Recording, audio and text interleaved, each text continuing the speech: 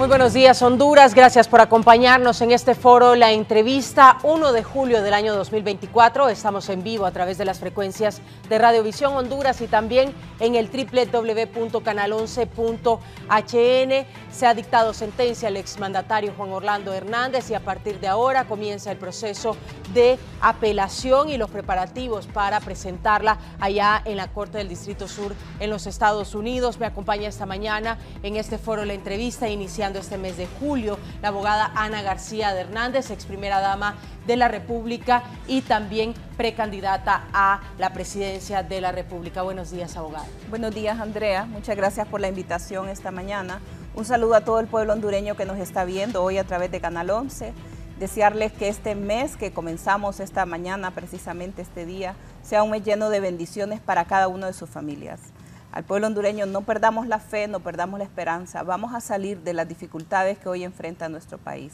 Y nosotros como familia estamos muy enfocados también en el proceso que injustamente se abrió en contra de mi esposo, una condena injusta, un juicio lleno de atropellos, un linchamiento como lo hemos denunciado, judicial, una conspiración geopolítica y también una negociación política. Y todos esos temas nosotros los hemos expuesto desde el primer día que injustamente llevaron a mi esposo. Ojalá que las fuerzas de seguridad tuvieran ese despliegue de seguridad que tuvieron en contra de mi esposo cuando llegaron a mi casa más de 600 hombres armados. Hoy eso es lo que el país necesita, que le devuelvan la seguridad y que no anden en show y en espectáculos políticos como los que montaron en contra de mi esposo. Abogada, ¿cómo se ha sentido luego de esa audiencia de sentencia que dictó el juez Castel allá en los Estados Unidos recientemente? Mire, nosotros como familia nos hemos fortalecido en Dios. Dios ha sido nuestro pilar. Cada día hemos estado siempre en una constante oración pidiéndole sabiduría, dirección. No es fácil, Andrea, ha sido un proceso sumamente difícil, doloroso para nuestra familia, ver cómo Juan Orlando, un hombre comprometido con luchar contra la inseguridad, con derrotar a los narcotraficantes, hoy es víctima de las mentiras de ellos, que fueron promovidas precisamente por autoridades de la DEA y autoridades de la Fiscalía del Distrito Sur. Cómo no se hizo una debida diligencia, una investigación profunda, cómo hubo una aplicación de una justicia selectiva en contra de mi esposo. Como familia, por supuesto, nos sentimos indignados, nos sentimos muchas veces impotentes ante tanta mentira que se ha dicho, pero al mismo tiempo cada vez vamos viendo una luz al final de esto y yo sé que mi esposo pronto, muy pronto, más de lo que muchos esperan, va a regresar con nosotros porque la justicia va a prevalecer. Y la sentencia que emitió Castel la pasada semana es una muestra de ello y ya le voy a explicar yo cuáles son los argumentos para los cuales me sustento. Es interesante que la mayoría de expertos, de abogados, profesionales del derecho mencionaban una expectativa de al menos una cadena perpetua en cuanto a la sentencia para su esposo. ¿Por qué considera que el juez Castel tomó la determinación de dictar 45 años de prisión más 5 años de libertad pues supervisada, como lo dicen ellos? Mire, primero todavía no tengo las transcripciones oficiales, pero sí hablé con el abogado y hablé con otras personas que asistieron el día que Castel dio la sentencia. Y ahí hay una frase que fue muy, muy importante que dijo el juez. Y una de ellas fue que él no condenaba a Juan Orlando, que quien había condenado, quien lo había encontrado culpable era el jurado. Pero además hizo una serie de reflexiones previas que es muy importante que el pueblo hondureño va a conocer porque al momento que tenga las transcripciones yo se las voy a hacer públicas. Pero lo primero es que la Fiscalía pretendía imponerle a Juan Orlando una sentencia máxima, una cadena perpetua.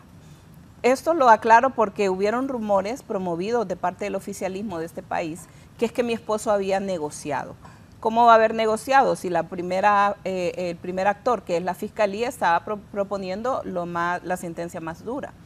Segundo, el juez Castel impidió que la Fiscalía presentara o quisiera poner otros elementos que no habían sido probados en el juicio. Quería incluso la Fiscalía acusar a mi esposo de la muerte de unas personas, cosa que nunca se había probado, situación por la cual a él nunca se le acusó, y la ley, el tratado de extradición dice que la persona no puede ser imputada por delitos que no hayan sido sometidos previamente. Luego, el juez Castel rechazó el tema de que Juan Orlando no es narcotraficante, o sea, lo dejó claro, él no ha sido juzgado porque sea narcotraficante, así que cuando la señora de la DEA y el fiscal general salen hablando cosas no tienen nada que ver con lo que el juez estableció en esa sentencia. Dejó muy claro que por lo que lo estaban juzgando era porque supuestamente había recibido contribuciones en la campaña, lo cual es absolutamente falso.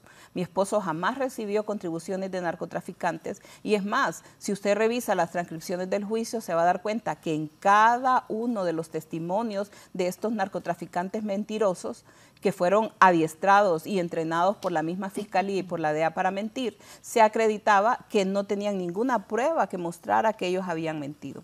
Entonces, cuando el juez emite la sentencia, él dice, yo no te condeno, ya fuiste condenado, y le impone la pena mínima. ¿Sabe por qué, Andrea? Porque el juez Castel, que es un hombre estudiado en las leyes, revisó el expediente y vio por sus propios ojos que ahí no hay ninguna prueba concluyente. Y él sabe que se está jugando su prestigio y su carrera, porque esta condena va a ser revertida. Primero que nada porque Dios es un Dios de justicia y yo sé que en su justicia esa sentencia se va a revertir, pero también porque jurídicamente no hay elementos, no hay ningún elemento. Entonces deberían de condenar a todas las personas que hayan recibido una contribución en campaña, comenzando por sus mismos gobernantes que han recibido contribuciones. Y eso no tiene competencia el gobierno de Estados Unidos para hacerlo. Pero finalmente Castel entendió, vio el expediente, revisó y sabe que no hay pruebas sólidas, que son los estándares que establece la justicia norteamericana. Por eso yo lo he dicho siempre, esto es una venganza de los narcotraficantes que instrumentalizaron la justicia estadounidense, pero también hay un componente de negociación política, dicho por funcionarios de este gobierno, donde dijeron que era un juicio político, y un tema geopolítico que tiene que ver con decisiones que mi esposo tomó y que no fueron del agrado de algunos agentes o agencias del gobierno de Estados Unidos. Usted menciona varios puntos interesantes y es que se habla mucho y trasciende mucha información y muchos puntos de vista sobre la sentencia, lógicamente, a un exmandatario. Se menciona que con esta condena que se ha dictado por parte del juez Castel, él podría negociar quizá algo o colaborar con la justicia de los Estados Unidos y usted nos dice que no es una decisión que se va a tomar ni en este momento ni quizá a futuro. ¿Por qué razón, abogada? Porque mi esposo lo ha pregonado siempre y él es inocente. Él no ha cometido ninguno de estos delitos que le fueron imputados injustamente. Y cuando uno tiene una convicción, Andrea, uno se muere con esa convicción. Y ese es el carácter de mi esposo y eso es lo que hablamos como familia. La salida más fácil hubiera sido decir, bueno, aceptar una culpabilidad aunque no lo fuera. Eso es lo que hacen las personas que no tienen valentía en enfrentar las situaciones de la vida, pero mi esposo es inocente y él dijo, yo voy a sostener mi inocencia y se lo dijo al juez. Mire, esos espacios, para que el pueblo hondureño lo sepa, esos espacios en el medio de esas cosas inusuales que sucedieron en este juicio. Número uno, es muy difícil en el sistema penal norteamericano que el acusado se ponga de frente al jurado a declarar. Juan Orlando lo hizo y lo hizo con la convicción que él tiene de que él es inocente y que cada uno de los temas los iba a refutar de las acusaciones falsas que le levantaron estos delincuentes. Número dos, cuando se usa ese espacio en el momento de la lectura de la sentencia, que se le concede al acusado para poder hablar, normalmente lo que hacen es pedir misericordia, pedir clemencia. Y yo estuve viendo varios juicios, por ejemplo el juicio de Fabio Lobo. Fabio Lobo lo que hizo fue casi ponerse a llorar ahí y decir que él se arrepentía de todas las cosas malas que había hecho, que él reconocía que había hecho daño, etcétera, etcétera. A eso es a lo que los verdaderos delincuentes hacen. Pedir clemencia porque lo que buscan es, después de llegar a negociaciones, que les disminuyan sus penas. Mi esposo se mantuvo firme y le dijo al juez de entrada, juez, yo soy inocente. Una persona que es culpable no va a hacer eso nunca. Es porque él sabe que es inocente y porque sabemos que la justicia va a prevalecer en este caso. Mi esposo en ningún momento ha negociado, nunca ha sido esa su determinación, es siempre demostrar. Y él está cada vez más convencido con toda la información que ha tenido a la vista, con toda la documentación que ha tenido a la vista, que hay pruebas suficientes que van a poderse presentar y que van a poder ser vistas en el Tribunal de Apelación para poder determinar su inocencia y dejar sin valor y efecto esa sentencia que se emitió en su contra.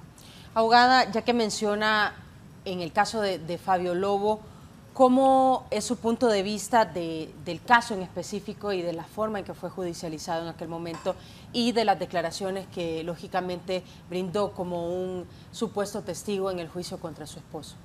Mire, esta persona, cuando declaró, jamás mencionó nunca a Juan Orlando.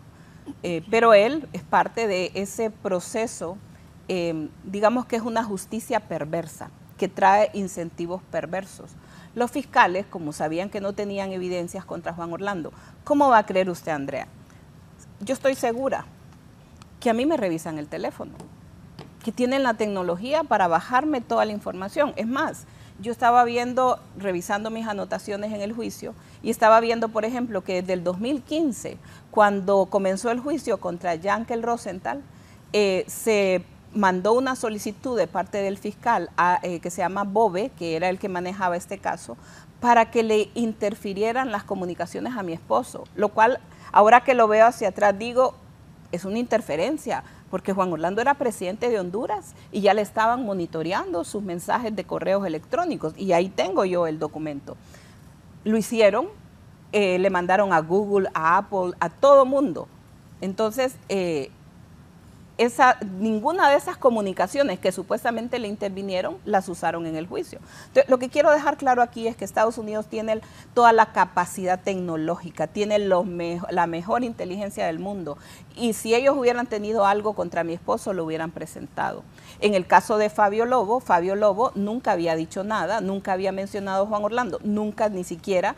Yo no puedo decir que uno no lo conoce, porque sabemos quién era el hijo del expresidente Lobo, claro que lo conocíamos, pero ninguna relación cercana. Él nunca visitó nuestra casa, nosotros nunca visitamos su casa, nunca tuvimos una relación de amistad, absolutamente para nada. Y él vaya a mentir y a decir un montón de cosas porque se ha puesto de acuerdo con la Fiscalía para negociar su condena, para que le rebajen esa condena. Por eso digo, es un incentivo perverso. Y claro, estos fiscales que estaban a cargo del caso de Juan Orlando, lo que buscaban a toda costa era ponerse medallas en el pecho diciendo condenamos y perseguimos a un presidente de un país. Usted lo vio hace un momento en el reportaje que tenía, las declaraciones de la directora de la DEA diciendo que van a perseguir a toda persona por actos de corrupción y por actos de narcotráfico. Y yo me pregunto, ¿dónde está la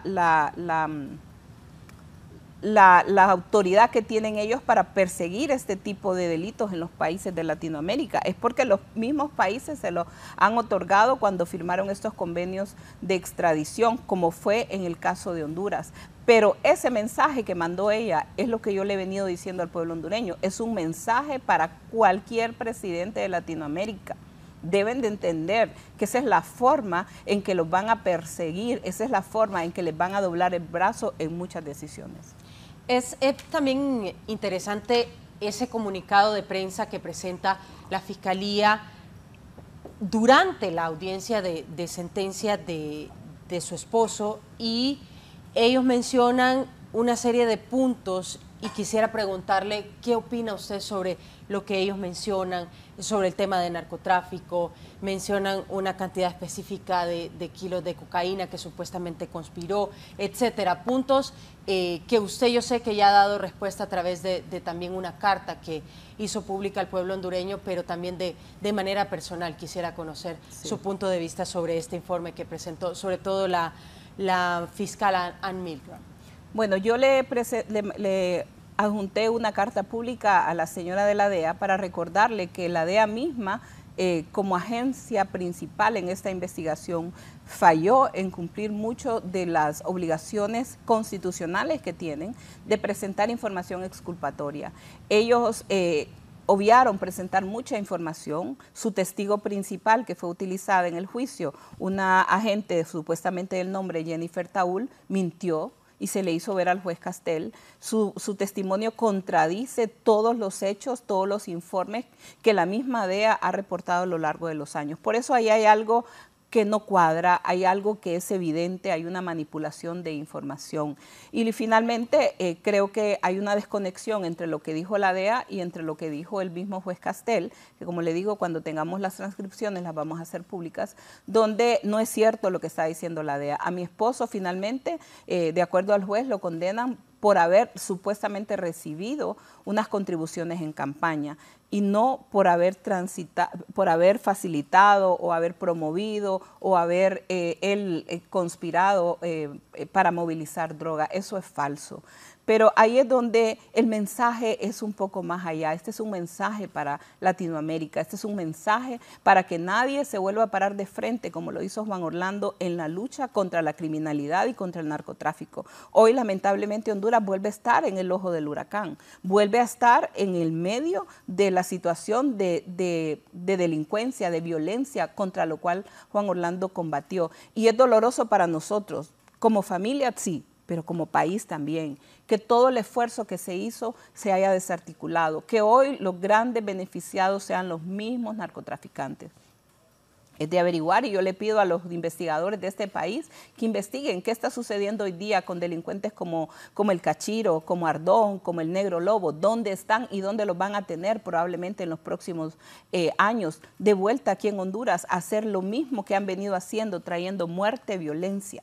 Personas que tienen teléfonos en la prisión, que no son los oficiales, que los fiscales lo saben, que se comunican para dar instrucciones a muchas personas aquí en el país y los fiscales lo saben porque le fue denunciado, porque le fue reportado en la prisión y sin embargo no hicieron nada. Entonces no hubo una verdadera búsqueda de justicia en ese juicio. Hubo un linchamiento porque lo que querían era justificar su caso a costa de lo que fuera, aún fuera pactando con los peores asesinos y delincuentes con tal de probar un caso que no tenía ningún sustento, porque vuelvo, Estados Unidos tiene la mejor tecnología del mundo para investigar, para espiar, para hacer lo que sea, poder ver sus teléfonos, poder ver sus correos electrónicos, tomar fotos, tomar audio, vigilancia, etcétera, etcétera, y no presentaron un elemento que pudiera comprometer directamente a Juan Orlando. Todo fue chismes y rumores de los mismos narcotraficantes.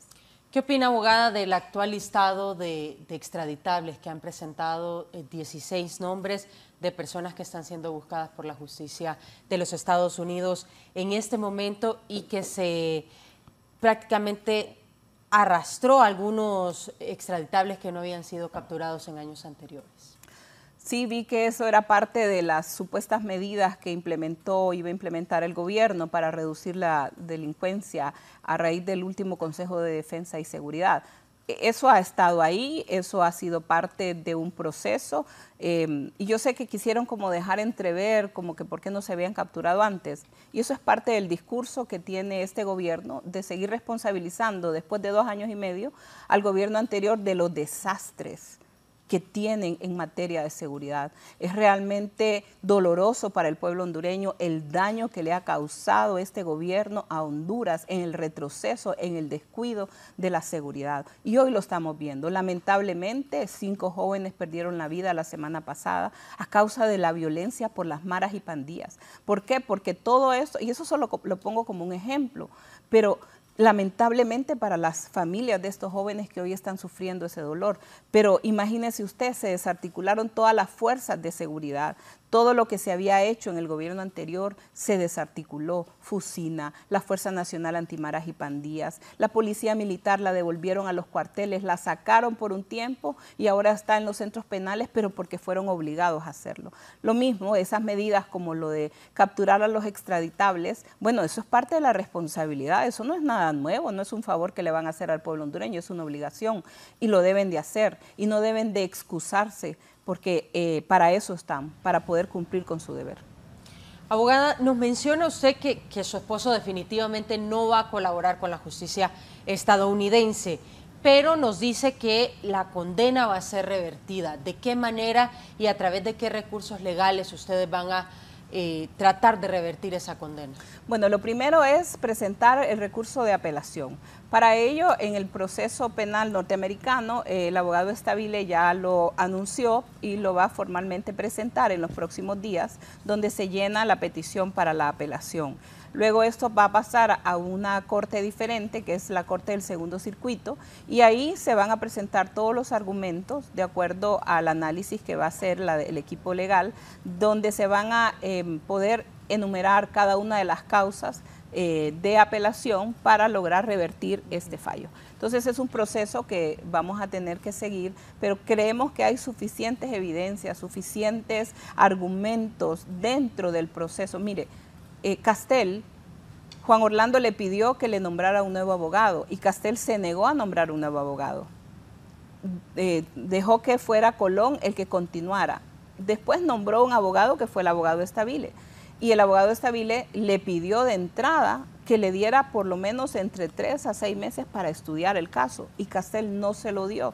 Apenas le dio 3 semanas, 3, 4 semanas, lo cual no era el tiempo suficiente. Y él lo sabe, que no hubo el tiempo suficiente para preparar una defensa efectiva, porque la Fiscalía, no solo eso, que no se le dio el tiempo al abogado, sino que la Fiscalía siguió enviando información a última hora, porque es parte de una táctica que tienen ellos de abrumar a la defensa. La Fiscalía cuenta con millones, han invertido millones de millones en perseguir este caso y para la defensa era mucho más complicado por no tener los recursos y porque ellos a última hora enviaban la información. Pero nosotros estamos seguros que vamos a prevalecer, sabemos que hay razones jurídicas, pero lo más importante, pueblo hondureño, sabemos que Dios está de nuestro lado y que la verdad siempre va a prevalecer. Nos llamó la atención que durante esa audiencia él se refería a la solicitud que hacía la Fiscalía en cuanto a dinero, a esas multas que se establecen. Ellos decían que se hacía una solicitud de 25 millones de dólares. El expresidente decía durante esa audiencia que era absurdo que le solicitaran esa cantidad de dinero porque él no tenía ni 3 millones. ¿De dónde entonces se va a costear el proceso de apelación que también sabemos es muy oneroso en Estados Unidos, abogada? Bueno, recuerde usted que mi esposo hizo una petición al juez Castel para que le nombrara un abogado de parte de la defensa y el abogado Renato Stabile es nombrado de parte de la defensa. Así que él, como responsable, continuará integrando un equipo para que pueda sostenerse todo este proceso de apelación. Y en cuanto a las multas que ellos quisieron imponer, hay un proceso donde se va también a rebatir esta multa que se impuso, porque no tiene sentido, realmente volvemos a lo mismo, es una situación completamente injusta, es un linchamiento, es una vergüenza todo lo que han hecho contra mi esposo. Entonces, Renato Stabile seguirá liderando la defensa, incluso en el recurso de apelación, y se deberá entonces añadir quizá algún abogado especialista solamente en el recurso, porque también el sistema de justicia de los Estados Unidos establece ciertos especialistas para cada etapa, ¿cierto? Cierto, en efecto, así es, el abogado Renato Stabile continúa como abogado y él va a ir integrando un equipo para poder tener todo el apoyo necesario. Hemos hablado con él, él ya ha tenido más tiempo para conocer el caso y él está convencido de la inocencia de Juan Orlando, por eso lo expresó en su reporte que dio previo a la sentencia, donde establece incluso todas las contradicciones y todas las situaciones irregulares, le vuelve a repetir al juez que no le dio el tiempo suficiente para prepararse, le vuelve a establecer que Juan Orlando es inocente y que va a seguir pidiendo justicia y a que se haga un juicio constitucionalmente donde se garanticen sus derechos. ¿Cuánto más o menos presupuestan, abogada, invertir en ese recurso de apelación? Es que en este caso el abogado Stabile, como fue nombrado de parte del mismo tribunal, ellos son los que tienen ahora los recursos y ellos son los que van a contratar a las personas, no nuestra familia, sino que es a través de este sistema. Como una defensa pública. Es como una defensa pública, pero la diferencia ya es que no es que son defensores públicos de oficio, sino que son abogados que trabajan, algunos trabajan pro bono, otros trabajan como parte es como un digámoslo así, como un fondo que tiene la Corte del Distrito Sur para poder financiar la defensa de las personas que alegan que no tienen los recursos para hacerlo. Y nosotros lo dijimos, Juan Orlando se lo acreditó al juez, que todos nuestros recursos habían sido incautados, que todos nuestros bienes estaban incautados y que por lo tanto era muy difícil poder contratar un nuevo abogado para que continuara con el juicio. Ahora, en cuanto al recurso de apelación en sí, ustedes van a solicitar ¿qué? ¿Será que se repita el juicio, como también ha trascendido, o una reducción de condena, o qué es lo que van a solicitar como tal? Bueno, lo primero, la apelación siempre hay como varias peticiones que se pueden formular, pero la primera y la más importante es que se reverse, o se revierta más bien la condena, porque no hay elementos probatorios suficientes, porque no hubieron pruebas sólidas de acuerdo a los mismos estándares del Departamento de Justicia, que ha dicho que tienen que haber pruebas sólidas, o sea, no solo el testimonio de narcotraficantes que están interesados, de testigos que tienen una animadversión en contra de la persona que están declarando, sino que tienen que haber pruebas que corroboren, y en este caso no hubo nada que corroborara. El testimonio de Fabio Lobo, por ejemplo, o sea, inventó a última hora un montón de hechos que cuando se revisó el expediente, y esto porque lo comentamos con el abogado, no había jamás hablado nada en contra de Juan Orlando, nunca lo había mencionado para nada, y de repente es que comienza a elaborar una historia que fue el guión que le dio la Fiscalía para que pudieran sustentar su causa. Lo mismo en el caso de otro que se llama Luis Pérez, lo mismo en el caso de otro, y en fin, todos los que declararon tenían una misma línea narrativa que fue construida por la Fiscalía. Entonces, contra todo eso se va a ir buscando que se anulen estos testimonios y de esa manera poder revertir este fallo. Esa es una avenida, y la otra avenida también es pedir la anulación del juicio por asistencia inefectiva y que se vuelva a repetir. Son dos avenidas que pueden darse simultáneamente, pero nosotros confiamos en que la sentencia se va a revertir y se va a declarar la no culpabilidad de mi esposo y que él va a poder regresar a casa. Usted hizo también referencia al tema de sus bienes que están incautados y otros asegurados por parte de la organización de la Oficina Administradora de Bienes Incautados de la OABI. ¿Qué ha pasado con sus bienes? ¿Conoce el actual estado de los mismos? Sí, tenemos, ese es un proceso que está todavía llevándose a cabo. Estamos en el proceso pues, del juicio. Se presentaron unos recursos y están previos para que puedan ser resueltos. Nosotros vamos a demostrar el origen lícito de cada uno de nuestros bienes, de los bienes que están incautados, en su mayoría son producto de herencia que mi suegro le entregó a su familia, y como yo lo he dicho en otras ocasiones, ahí lo que hicieron fue juntar los bienes de diferentes núcleos familiares, son 7 núcleos familiares los que fueron afectados por esto, y que por eso hace una cantidad más grande, pero en realidad los bienes nuestros, de mi familia, de Juan Orlando, los míos, son mucho menos de lo que ahí se establece. Nosotros todos estamos en este proceso demostrando el carácter, el origen lícito de los bienes, y estamos seguros de que la justicia va a prevalecer y que nuestros bienes nos van a ser devueltos. Ellos hablan de $10 millones correspondientes entonces a esos 7 núcleos familiares. ¿Quién habla de 10 millones? La OABI. No he escuchado eso de 10 millones. Okay. Sé que ellos han hablado y han enumerado, más que la OABI, lo ha hecho la Fiscalía a través de los escritos que presentó y lo que la jueza resolvió, donde hablaban y detallaban cuáles eran los bienes. Todo eso es absolutamente público porque nada que tenga que ver con nuestra familia es secreto, todo está al ojo público, y ahí está el detalle y ahí están los nombres de las personas a las que injustamente se les afectó sin que tuvieran ninguna relación en cuanto a que hubiera nada que pudiera cruzar cada familia. Usted tiene un hermano, se casó y bueno, tiene su patrimonio. Usted tiene otra hermana, se casó, tiene su patrimonio. Y así es este caso donde lo que hicieron fue mezclarlo todo. ¿Por qué? Porque venía una narrativa, Andrea, mire, a nosotros nos comenzaron a montar una campaña en contra desde que estábamos en el gobierno, y hay que entenderlo. Eso es parte de cómo la izquierda radical trabaja, montando campañas de odio. y vino una campaña masiva de odio contra nosotros, contra mi familia, y luego, amparado en este tipo de declaraciones o este tipo de situaciones que se dieron en contra de mi familia, que también fueron manipuladas por intereses oscuros de agendas de las mismas agencias, en este caso de algunos sectores de la DEA en contra de mi familia, por las decisiones que Juan Orlando había tomado. Entonces comenzaron a construir una narrativa de odio, y parte de esa narrativa fue decir de parte de una organización aquí en Honduras, que fue incluso a exponer a Estados Unidos, que nosotros teníamos no sé cuántos millones y no sé cuántos miles de bienes. Claro, cuando llega el momento de que la Fiscalía hace su investigación, ve que eso no es cierto. ¿Y qué es lo que les toca?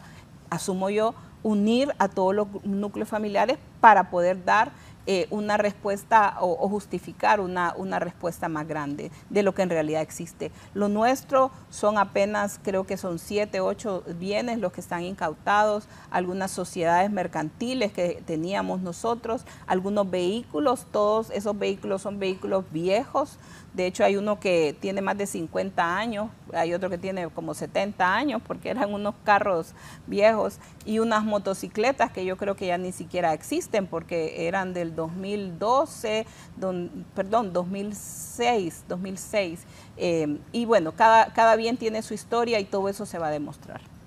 ¿Cómo están los bienes según pues su persona y qué les ha notificado la OAVI respecto a ellos? ¿Están en buen estado y en proceso para quizá en algún momento ser devueltos? Nosotros estamos en el proceso, como le digo, de privación de dominio. Actualmente están bajo la custodia de la OAVI. El hotel, por ejemplo, Posada Don Juan en Gracias, continúa funcionando. Afortunadamente continúa funcionando y está administrado, y así los otros bienes también. Ok. Ahora, en cuanto al proceso de apelación, ¿en qué momento será presentado y cuánto tiempo necesitan ustedes para poder presentarlo? Son 14 días desde que se dicta el fallo. De eso ya pasaron más o menos 5 o 6. Así que creo que el abogado próximamente lo va a estar presentando. Lo anuncia primero, luego se admite y luego se envía ya a la corte, al circuito segundo, la Corte de Apelación del circuito segundo, y ellos luego empieza un proceso, es un poco más largo, donde también interviene la Fiscalía. No es extremadamente largo, pero sí tiene que presentar entonces ahí el abogado todos los argumentos en los que basa su apelación, y yo sé que hay múltiples argumentos que nos van a permitir demostrar lo injusta de esta condena, lo injusto de este juicio y todas las irregularidades jurídicas que hay dentro de este proceso. ¿A cuánto tiempo más o menos ustedes pretenden reducir la condena del expresidente? A 0. ¿A 0? A 0. Que no cumplan, no, es que Juan Orlando es inocente. Esto, yo se lo vuelvo a decir al pueblo hondureño, esto es una venganza de los narcotraficantes. Y qué mal que un sistema de justicia se preste a hacerle coro a todas las mentiras de esto. ¿Y sabe qué es lo más terrible? Es que hoy esos mismos narcotraficantes que han negociado con la Fiscalía están a punto de regresar al país. Todo por lo que luchamos, por erradicar la violencia, y hoy lo estamos viendo. Hoy veía la portada de un periódico donde habla de más de 32 desaparecidos en pleitos precisamente de narcotráfico, y eso, contra todo eso fue lo que el gobierno de Juan Orlando luchó, porque no lo hizo solo él, lo hizo él con un equipo que lo respaldó, de funcionarios hondureños, pero también de la mano de las mismas autoridades de Estados Unidos. Contra todo eso, hoy nos toca enfrentarnos nuevamente al retroceso que ha existido en nuestro país. ¿Por qué? Porque allá se premió a los narcotraficantes creyéndole sus mentiras, sin tener las pruebas contundentes, pero que hoy se pone en riesgo y en peligro la vida de los hondureños acá.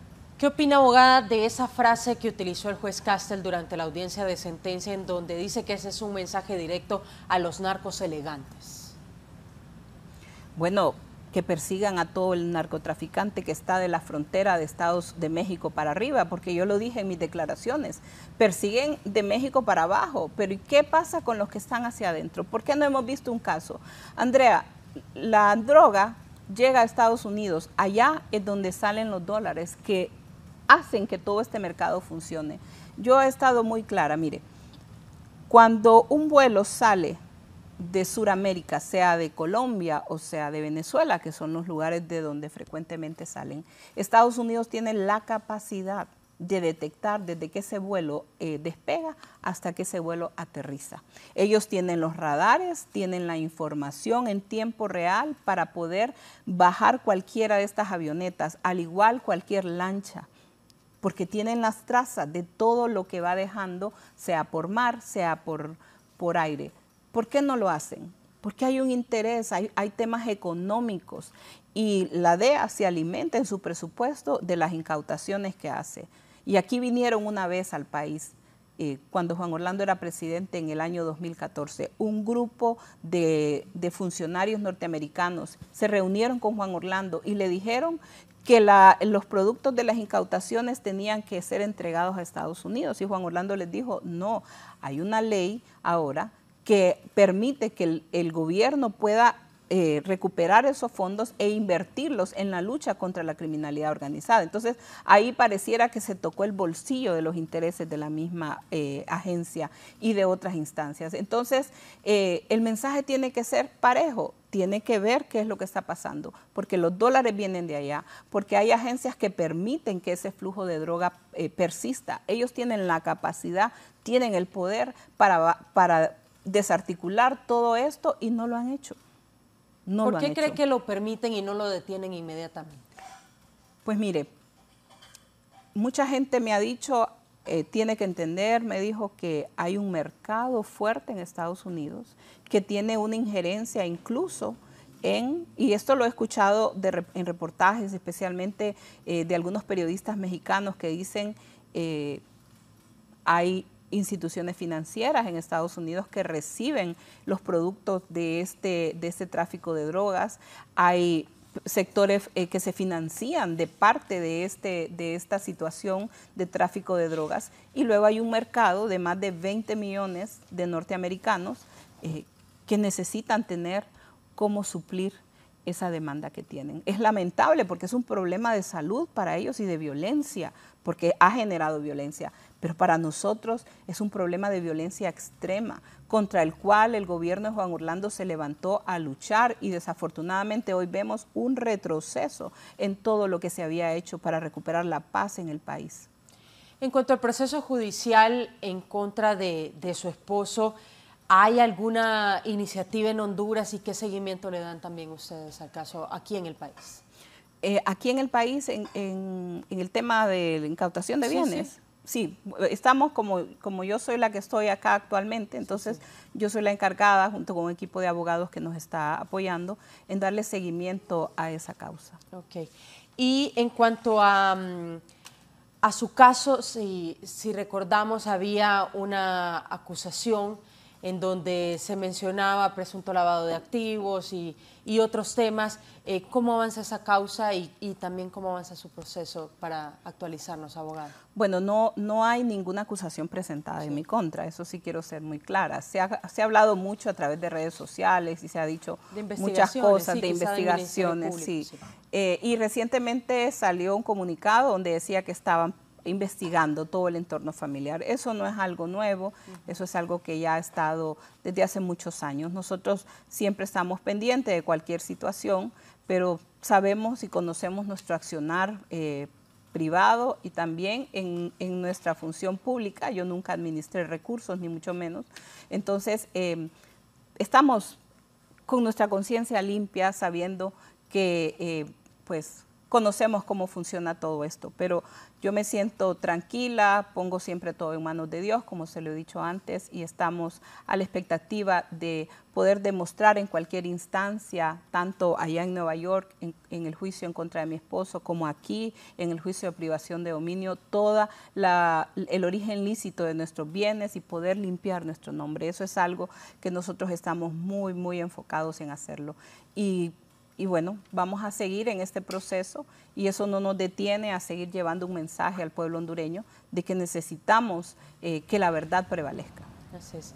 ¿Y qué tipo de medios probatorios, por ejemplo, ustedes presentaron para demostrar el origen lícito de los bienes que ustedes mencionan? Bueno, en estos juicios de privación de dominio se hacen estudios patrimoniales, donde se hace todo un seguimiento de los bienes, de cómo se adquirieron, qué mejoras tienen, y eso es parte de lo que estamos actualmente haciendo. El proceso es un poco más largo, pero vamos cada día avanzando en todo lo que tiene que ver en demostrar. No ha iniciado formalmente el juicio, estamos todavía en la etapa preparatoria, pero ya hay muchos avances de parte nuestra para demostrar esa licitud. ¿Cuándo podría comenzar? Todavía no sé, porque hay unos recursos presentados. Ok. En cuanto a la aprobación por parte del juez Kevin Castle de que su esposo permanezca en ese centro metropolitano de detención en Brooklyn, ¿qué opina de que se les haya otorgado ese tiempo, abogada? Bueno, para nosotros es importante, y fue por eso que se lo pedimos al abogado Estabile, que él pudiera pedirle al juez Castel que Juan Orlando pudiera quedarse ahí. Primero porque eso le permite trabajar de cerca con los abogados en la preparación de la apelación.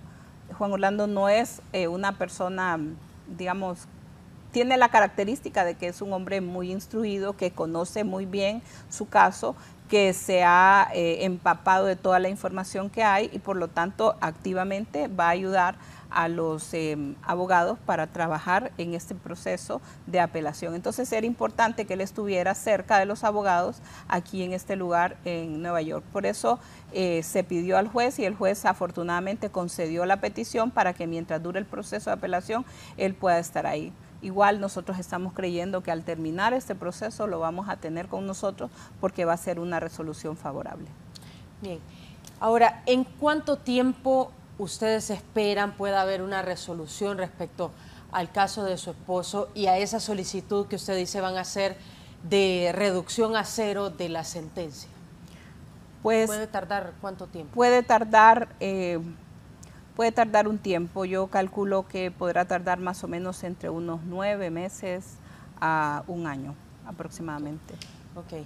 Ahora, ¿cómo va en su campaña política luego de que se dictó prácticamente la culpabilidad de su esposo allá en Nueva York? Usted se lanza por una precandidatura presidencial. ¿Por qué razón toma la decisión en ese momento específico, abogada? Sí. Bueno, nosotros vimos cómo hubo una manipulación, cómo hubo una injusticia y cómo nuestro país había retrocedido desafortunadamente en muchas áreas. El socialismo se ha caracterizado por traer pobreza, por traer violencia a los pueblos donde ha estado presente, donde han habido retrocesos, y hoy vemos que eso está pasando en nuestro país. Y al ver esa injusticia que se cometió, y no solo contra Juan Orlando, es contra todo el pueblo hondureño, porque se habló mal de toda Honduras, se habló mal de todo el trabajo que se había hecho durante años para recuperar la paz y la seguridad, para darle una estabilidad económica en el país. Y hoy vemos, y donde yo voy en el país, Andrea, hoy yo veo y escucho a la gente diciéndome, Honduras está mal.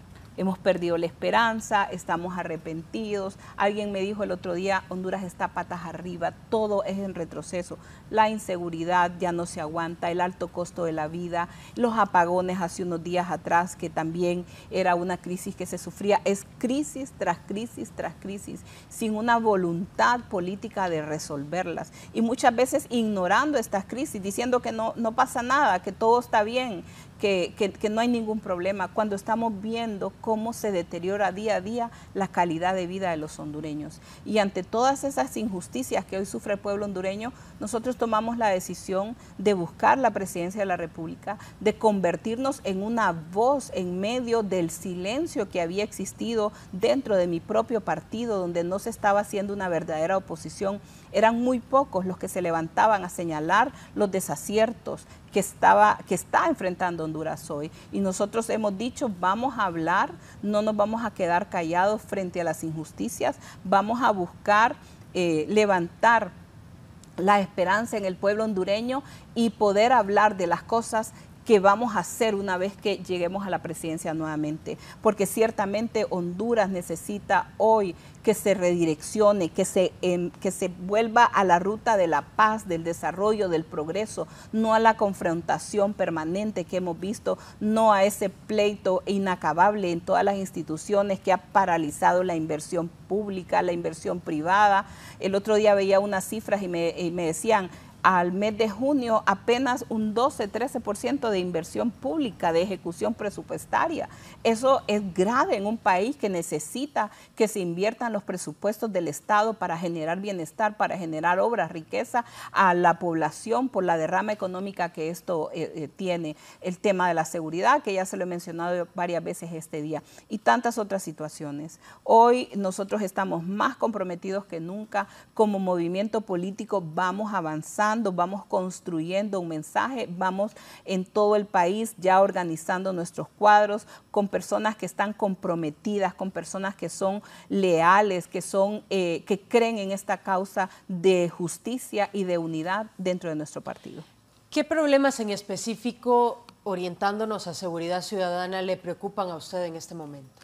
Bueno, hoy día nos preocupa, por ejemplo, que todo el sistema de seguridad que se había trabajado en el gobierno anterior y que no fue improvisado, fue producto de toda una estrategia de seguridad, se desarticuló, se destruyó. Por ejemplo, había una organización, probablemente usted la recuerda, que era FUSINA. FUSINA era una instancia coordinadora donde todas las fuerzas de seguridad, donde todos los órganos de justicia se coordinaban para poder dar respuestas inmediatas y efectivas al pueblo hondureño. Todo eso se desarticuló y eso crea nuevamente que se opere de manera desarticulada y desordenada. La policía militar, que tantos beneficios le había dado al pueblo, tantos resultados, se volvió a los cuarteles. ¿Por qué? Por un tema ideológico. Que después tuvieron que sacarla es otra cosa, porque ahora la tienen operando en los centros penales, pero ideológicamente la habían llevado nuevamente a que no diera seguridad al pueblo hondureño. Y todo eso le ha causado un daño terrible a los hondureños, porque hoy vemos cómo hay zonas del país donde la violencia es todos los días, donde lugares que ya se había avanzado en recuperar la seguridad, hoy vemos esos retrocesos. Nuevamente la población se preocupa fuertemente por la extorsión, porque la Fuerza Nacional Antimaras y Pandilla fue desarticulada, se creó otra institucionalidad que no ha dado los resultados esperados. Ayer leía un reportaje que salió en Inside Crime donde decía que en este periodo es cuando menos personas relacionadas a maras y pandillas han sido llevadas ante la justicia. Entonces vemos un retroceso fuerte y lo más preocupante de todo esto es que no hay una sensación de que al más alto nivel del gobierno hayan entendido la crisis que hoy vive el pueblo hondureño en materia de seguridad y tengan el plan o tengan la ruta mediante la cual van a tomar acciones decididas para recuperar la paz en Honduras. Vamos a hacer la primera pausa comercial de este espacio. A usted le pido que se quede con nosotros porque tenemos un espacio amplio para seguir dialogando con la ex primera dama y precandidata presidencial Ana García Terna. Continuamos con más del foro La Entrevista, esta mañana con la ex primera dama Ana García Carías de Hernández y también precandidata presidencial. Con el panorama como está, hay 16 personas en lista de extraditables. ¿Considera usted, abogada, que debería existir una ley de extradición en Honduras para tratar de regular estos procesos de una forma que no sea a través del autoacordado? Sí, Andrea, y es parte de lo que mi esposo precisamente escribió en su carta que le iba a leer al juez Castel y que el juez no permitió que él la leyera íntegramente, pero uno de los párrafos habla precisamente de eso, de la necesidad que tiene el país de tener una ley de extradición. Y le voy a decir por qué. Porque hoy día todo se basa en un autoacordado. Ese autoacordado lo ponen incluso encima de la misma Constitución, donde debería de garantizarse el derecho de la presunción de inocencia. En el caso particular de mi esposo, y voy a hablar de este caso en particular, resulta ser que el gobierno de Estados Unidos envió como pruebas, supuestamente como pruebas, el testimonio de dos personas, un agente de la DEA y un fiscal. Pero cuando usted investiga, cuando usted revisa, cuando ya se informa mejor, se da cuenta que aquí en Honduras eso no constituye prueba. una declaración que fue dada no ante un juez en Honduras, porque el tratado de extradición, que tampoco debería de aplicar en nuestro país, porque dice expresamente que no pueden extraditarse hondureños, lo que debió de hacerse es renegociar un nuevo tratado. Pero aún con ese tratado se establece que el Estado donde se solicita la extradición tiene que garantizar que se presenten las pruebas de culpabilidad de acuerdo a la legislación del país. Y en este caso, 2 declaraciones juradas no constituyen prueba. Tenían que venir estas personas a dar una declaración ante un juez competente en el país y presentar y aportar las pruebas de acuerdo a la legislación hondureña de que había suficiente mérito para determinar una culpabilidad. Y en el caso de Juan Orlando, cuando se trata de una persona que ha combatido de frente a la criminalidad organizada y que está expuesto a la venganza política, a la venganza de los narcotraficantes, tenían que tener estándares aún mayores. Por eso sí, considero, y lo dice mi esposo en su carta, hoy considero que Honduras necesita una ley que garantice los derechos y procesos de extradición. Lo que ahora tenemos se presta a abusos.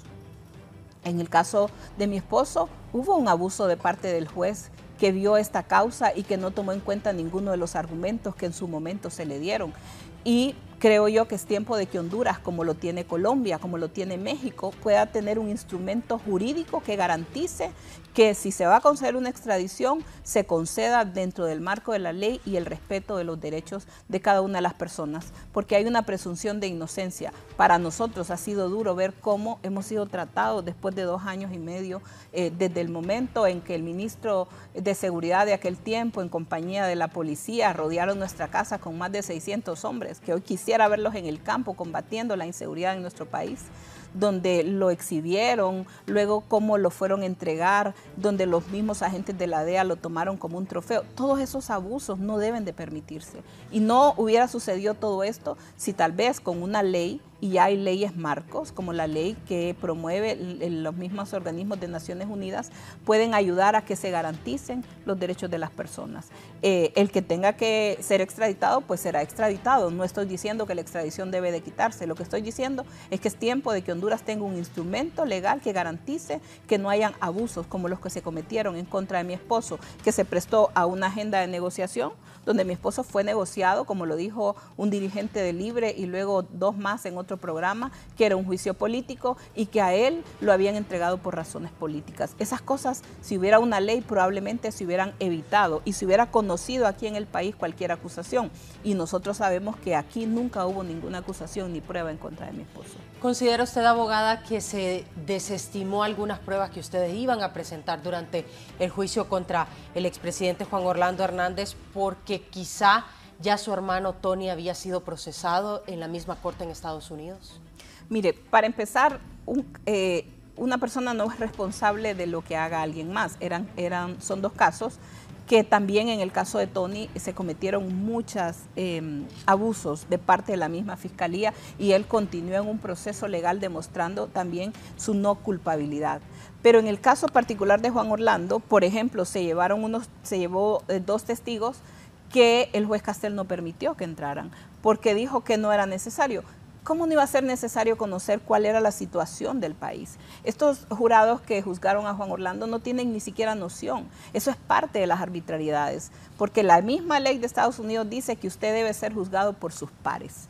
¿Quiénes eran los pares de Juan Orlando? No eran 12 personas de Nueva York que no conocen Honduras. Debieron de haber sido entonces personas que tuvieran un conocimiento suficiente, probablemente 12 expresidentes entonces para poder igualar, porque solo un expresidente o un presidente puede saber lo que significa tomar decisiones para recuperar la paz de un país. Entonces hubieron muchas irregularidades en el proceso, hubieron muchas causas de indefensión en contra de Juan Orlando, el no haber permitido que se presentaran estos testigos fue parte de ellas, el haber sido enviado a Estados Unidos cuando aquí en Honduras, de acuerdo al Código Penal que estaba ya en vigencia en ese momento, podía el Estado hondureño juzgar a su propio connacional aquí sin necesidad de enviarlo a un proceso de extradición. Es que no era una cosa solo contra Juan Orlando. Juan Orlando representa la figura del Estado mismo porque es un expresidente, pero como aquí todo se vio desde una perspectiva ideológica, donde lo que buscaban era negociar la vida de mi esposo, entregarlo para sacarlo del país a cambio de que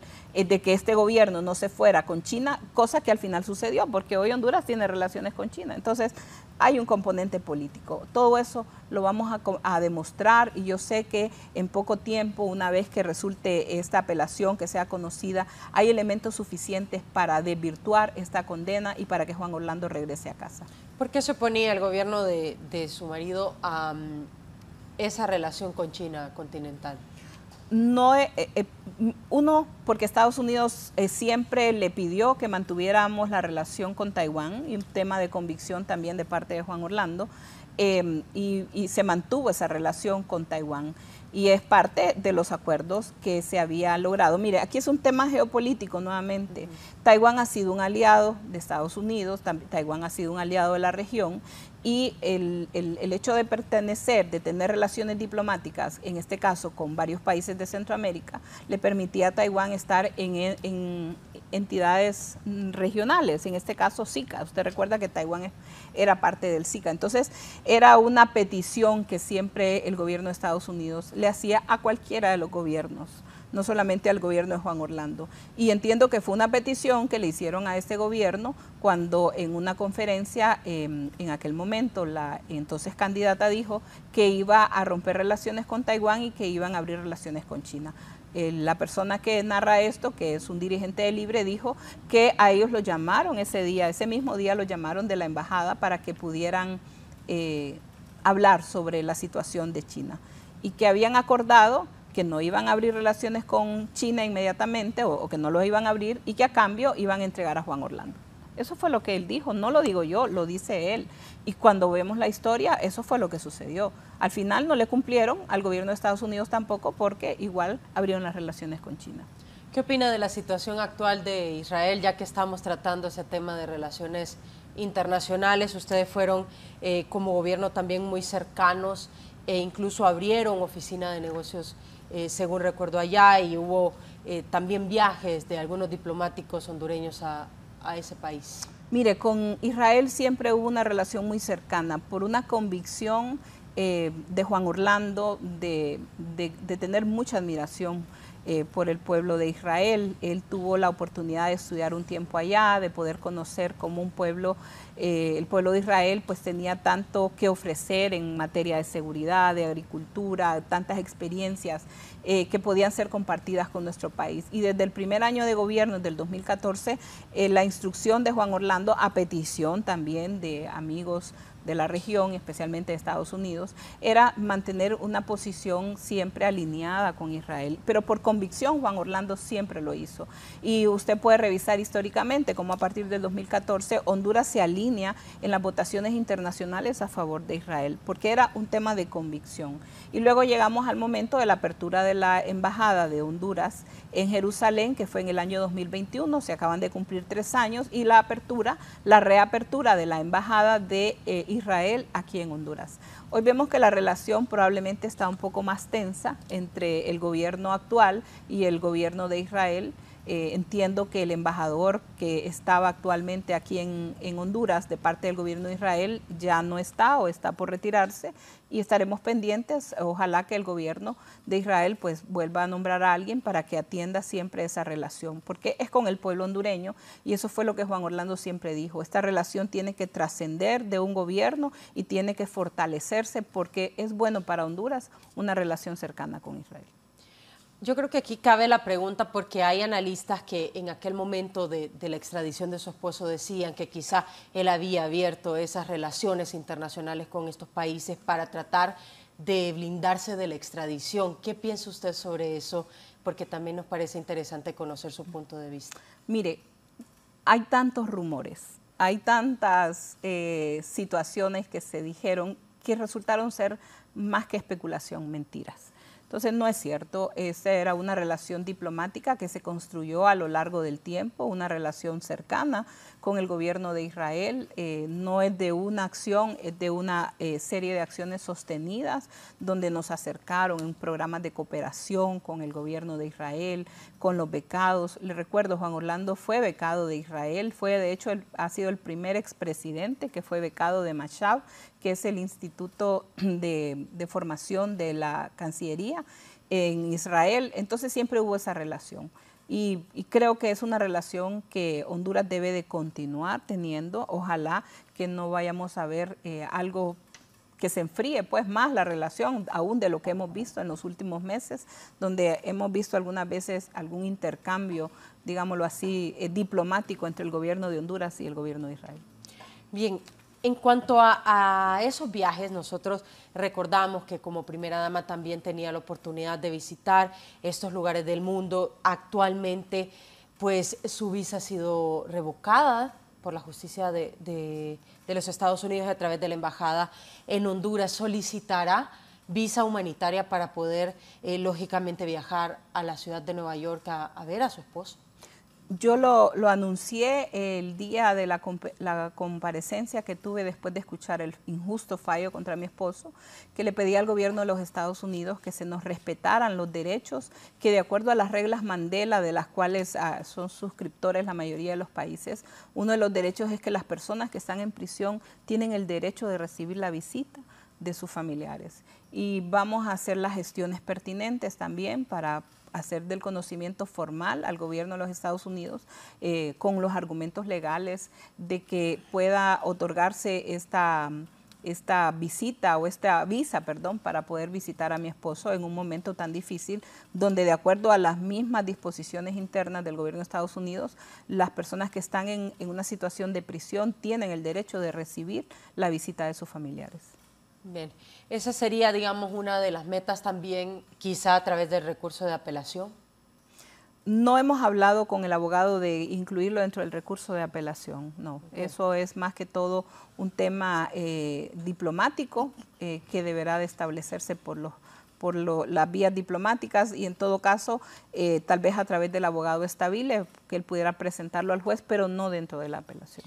Ahora, ¿cómo considera el tema de derechos humanos en relación a todo este proceso que han pasado, el proceso de extradición, posteriormente el juicio y ahora ese recurso de apelación que ustedes tienen? ¿Cree que se han respetado los derechos humanos de su esposo? No, no se han respetado. Desafortunadamente no se han respetado. Mire, por ejemplo, cuando mi esposo fue capturado, o más bien se entregó, porque él voluntariamente se entregó, que nos rodearon la casa, cuando mi esposo sale, lo encadenan, lo engrilletan y lo exhiben públicamente. Ahí la primera violación a sus derechos humanos. Luego lo exhiben en una tarima donde le abren su camisa y obligan a una doctora a que le haga una revisión médica en público. Eso es contrario a los derechos humanos de mi esposo y una violación a la ética de la persona que lo hizo también. Luego, la forma en que fue detenido en Cobras, donde se le aisló por 10 días, no se le permitió salir. Bueno, en fin, vamos a Estados Unidos. Recientemente él tuvo una lesión en su pantorrilla, tuvo un desgarre muscular, sumamente doloroso, Andrea. Estuvo con su pie completamente inflamado, morado, sin poder caminar y durante 10 días pidiendo asistencia médica y no se la dieron, solamente le dieron unos analgésicos, hasta que finalmente el abogado estable le pidió que le hicieran que tenían que darle atención médica. Lo llevaron al hospital y en el hospital le dijeron que ya había pasado demasiado tiempo y que ya no, 10 días sin recibir atención médica y que por lo tanto ya su lesión, su desgarre muscular había comenzado a soldar, a sanar. Entonces ya no lo podían intervenir, pero lo que hubiera procedido era que hicieran una intervención médica. Hoy todavía él sigue, de hecho el día que fue a la audiencia llegó con su bota, llegó con un bastón, porque todavía no se ha recuperado plenamente. ¿Cómo le pasó eso? Estaba caminando y estaban caminando de una forma así, un accidente quizás debido precisamente Juan Orlando ha sido un deportista, él siempre le ha gustado estar en actividad física y ahí donde él está recluido, para empezar, ni siquiera está expuesto a la luz solar, sino que solamente con luz artificial. Probablemente ha habido un debilitamiento, ya no hace tanto ejercicio, lo que le pasa a cualquier atleta que deja de hacer ejercicio, porque hace mucho, porque hace muy poco. Pero bueno, ya él está mejorando, pero solo le pongo esos 2 ejemplos como parte de muchos más que han demostrado una violación a los derechos humanos. Y yo lo digo porque aquí nos vienen a señalar a nuestro país de que Honduras viola los derechos humanos, pero contra mi esposo no se han respetado sus derechos humanos. Es más, el habernos quitado a nosotros la visa es como que se hubiera extendido contra nosotros también como familia. Mi hija lo dijo, mis 2 hijas lo dijeron, bueno, los 3 de hecho en sus cartas que se le presentaron al juez Castel, pero una de ellas que lo resaltó y donde decía todo el dolor, toda la situación difícil que nos ha tocado enfrentar y que para ella qué difícil había sido no ver a su papá por los últimos 2 años y medio y no estar con Juan Orlando en momentos tan difíciles. Claro que eso lo que hace es ampliar la violación de los derechos humanos contra Juan Orlando, pero también con nuestra familia, porque ¿por qué no se nos ha concedido ese derecho de estar cuando en otros casos de personas que sí son confesos, que sí han asesinado personas, tienen a sus familiares viviendo en Estados Unidos, bajo el patrocinio del gobierno de los Estados Unidos? ¿Será a través de las medidas de cooperación quizá que han alcanzado ese tipo de beneficios, digámoslo así? Pero si lo pueden otorgar es porque está dentro de la ley, porque es un derecho de una persona que está en una situación así de poder recibir visitas de su familia. Sé que también puede llegar a ser doloroso ver lo que trasciende tantas cosas en redes sociales. Abogada, se mencionaba también recientemente un intento de suicidio, una cosa que trascendió en algunos medios digitales. ¿Usted qué opina de esas situaciones y de tener que aclararlas también por la relevancia de que sea una figura de un expresidente? Bueno, lo he dicho muchas veces, nosotros nos enfrentamos a campañas de odio, apología al odio, nos enfrentamos a campañas de descrédito, a mentiras, y hay que estar, como quien dice, aclarando en algunas ocasiones. Y eso es evidentemente una campaña de parte de alguien interesado en dañar, interesado en crear mentiras, en visibilizarse a costa de mentir. Gracias a Dios que eso rápidamente se aclaró, que era una mentira más, y eso creo que ya dejó por completo desacreditado a esta persona que ha estado acostumbrado a manipular y a mentir en la opinión pública hondureña. Pero yo siempre digo, y lo he dicho muchas veces, que voy a hablarles con la verdad al pueblo hondureño, en este caso y en cualquier caso, también en mi campaña, y que a través de mis redes sociales pueden informarse de las verdades, de las situaciones tal y como son, porque es estar luchando contra una mentira a través de lo que es la posverdad. No es fácil, es complicado, muchas veces uno se molesta porque son tantas cosas, tantas mentiras, pero al final la verdad siempre prevalece. Y lo mejor es de frente atacar estos problemas y hablar con la verdad. La verdad va a prevalecer. Como mujer, ¿qué ha representado para usted todo este proceso también? Pues no ha sido fácil, ha sido difícil. Mi esposo y yo somos un matrimonio de más de 34 años. Claro que ha sido muy doloroso, pero al mismo tiempo nos ha fortalecido el estar tomados de Dios, que nuestra familia se mantenga muy unida. Y lo hemos visto, para nosotras las mujeres siempre hay campañas adicionales de odio, comentarios difíciles, pero no nos van a detener, no vamos a bajar los brazos, vamos a seguir luchando en cualquier aspecto de nuestra vida. Y ahora, no solamente por mi esposo, por su libertad, porque sé que lo vamos a lograr, porque sé que vamos a demostrar su inocencia, sino que también por el pueblo hondureño. Porque en esta campaña, una de las cosas que yo le he hablado a a las bases de mi partido, a las bases del Partido Nacional, es que estamos para escucharles, para trabajar de la mano en resolver los problemas, en atender las difíciles situaciones que viven. Y creo que las mujeres tenemos ese sexto sentido también que nos ayuda a escuchar, a estar de cerca con las personas que más necesitan. Y en este caso hay un pueblo hondureño que hoy se siente vulnerable, que hoy se siente desesperanzado, que hoy se siente afligido debido a la dificultad que enfrentamos en todos los aspectos de la vida hondureña. Desde ese lado sensible y humano, ¿cómo está la mamá del expresidente Juan Orlando Hernández? Mi suegra es una mujer bastante fuerte, de mucha fe. No es fácil, claro que a ella le duele mucho toda esta situación, pero siempre se mantiene con esa fortaleza, con una gran fe, y yo sé que ella va a ver la promesa que Dios le ha dado de tener a sus hijos con ella. Ahora, abogada, como mujer en la política y ya entrando de lleno a ese tema de la precandidatura presidencial dentro del Partido Nacional, ¿cómo analiza el tema de la Sisi?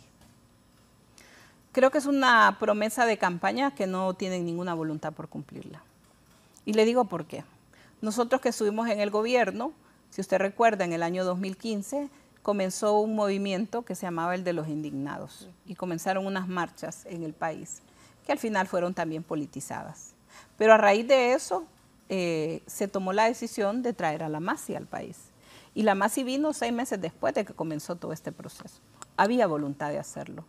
Y vino la MASI y estuvo en el país y ya sabemos la historia de lo que pasó. Pero han pasado 2 años y medio y no se han dado las condiciones. ¿Y quién las tiene que dar? Es el gobierno mismo que hizo la promesa que la iba a traer. Okay. ¿Qué hace especial su precandidatura política y cómo elige a los compañeros de fórmula que la van a acompañar durante todo ese camino hacia pues la precandidatura presidencial y a ver si llegan entonces también a una candidatura? Bueno, mire, yo estoy la verdad que muy agradecida y quiero decirle a todos los nacionalistas que hoy me están viendo, gracias por ese respaldo masivo que estamos recibiendo a nivel de todo el país. La base del Partido Nacional está con nosotros, Andrea, donde llegamos nos dicen con alegría, con entusiasmo, abogada, le vamos a apoyar, creemos en su propuesta, sabemos que usted ya tiene la experiencia porque estuvo a la par del mejor presidente que fue Juan Orlando, conoce cómo funciona el gobierno, conoce los problemas que hoy enfrenta Honduras y sabemos que con usted a la cabeza vamos a poder resolver estos problemas y rápidamente darle un sentido a lo que hoy estamos viviendo, es decir, enrumbar a nuestro país, enderezar ese camino que hoy se ha torcido en Honduras también. Yo quiero agradecer ese cariño de cientos y cientos y miles de hondureños, líderes de base de mi partido que me están apoyando, que están integrándose cada día a las planillas de nuestro movimiento. Ya tenemos conformado casi todo el país, donde ya tenemos candidatos a alcaldes, a diputados, ya empezamos los procesos de capacitación, porque nuestro movimiento tiene una visión y esa visión la estamos compartiendo con nuestros líderes también.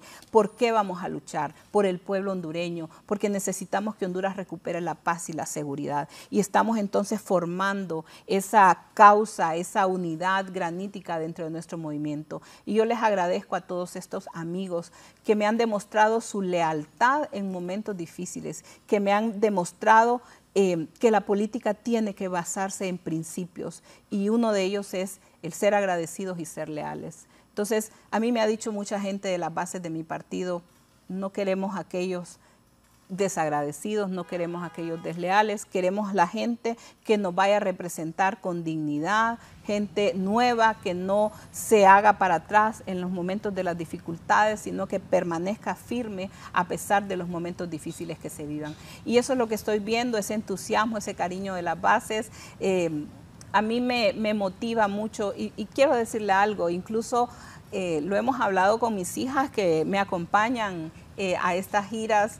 Y para nosotros también es como, casi como sanar un poco, fíjese, porque obviamente todo lo que hemos vivido ha sido muy doloroso para nuestra familia, pero cuando vamos a un lugar, cuando recibimos ese abrazo, ese cariño y sobre todo esa esperanza que depositan en nosotros el pueblo hondureño, muchas mujeres, muchas madres solteras, muchos jóvenes, muchos adultos mayores, en fin, toda la población que nos ha dicho confiamos en usted y sabemos que usted nos va a ayudar a salir adelante, porque ya nos demostró que usted es capaz, que usted tiene el compromiso, que tiene el carácter, que tiene la valentía y que en los momentos más difíciles no se ha echado para atrás en defender su familia, así nos va a defender a nosotros. Entonces eso como que nos ayuda a sanar a nosotros también, nos anima y nos compromete aún más.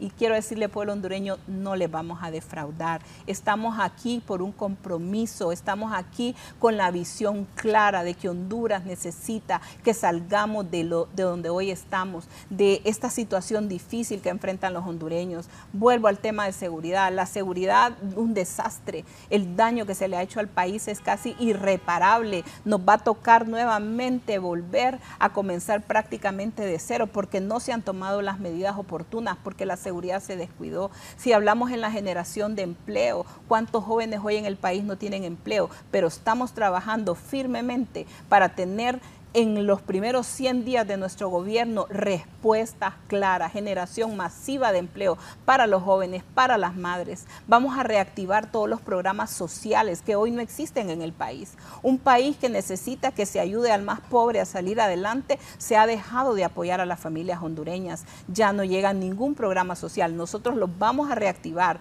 Programas como el bono, programas como Vida Mejor, programas como las capacitaciones, el apoyo a los pequeños empresarios, y todo aquello que hicimos, las becas, lo vamos a hacer y lo vamos a hacer aún mejor porque tenemos la experiencia para hacerlo. Pero también vamos a trabajar de la mano con la empresa privada, que es la gran generadora de oportunidades de trabajo para volver a traer la inversión a nuestro país, que hoy se ha detenido y que lamentablemente no estamos viendo que se generen los empleos que deberían de estarse generando porque no hay condiciones jurídicas para hacerlo. Ahora menciona que la gente cuando usted visita esas comunidades le dice que hay algunos nacionalistas desagradecidos. ¿Cree usted que sí ha habido personas que debieron apoyarle más durante esta etapa complicada que ha atravesado en los recientes años? Mire, lo que yo le puedo decir es que no me ha faltado el cariño de los miles y miles de nacionalistas de base, y que hay algunos líderes que sí han estado conmigo y me han apoyado durante este proceso, como también he visto muchos que fueron, en su momento Juan Orlando les dio importantes oportunidades y que de un día para otro ya no volví a saber de ellos. Pero esto es así en la política, lo importante es lo que uno da. Y yo le he dicho al pueblo hondureño, le he dicho especialmente a los nacionalistas, en nosotros no va a haber resentimiento, pero es importante saber que la política requiere de personas que sean leales, que van a estar con usted en las buenas y en las malas, y que tengan la misma visión y el compromiso de transformar nuestro país. Y eso es lo que estamos hablando hoy. El Partido Nacional no puede seguir callado. El Partido Nacional tiene que ser el partido de oposición, y por 2 años y medio hemos visto a mi partido silenciado, sin poder representar verdaderamente las situaciones difíciles que Honduras enfrenta. Se han llamado al silencio cuando se han hablado de estos temas. ¿Quién está hablando de la seguridad?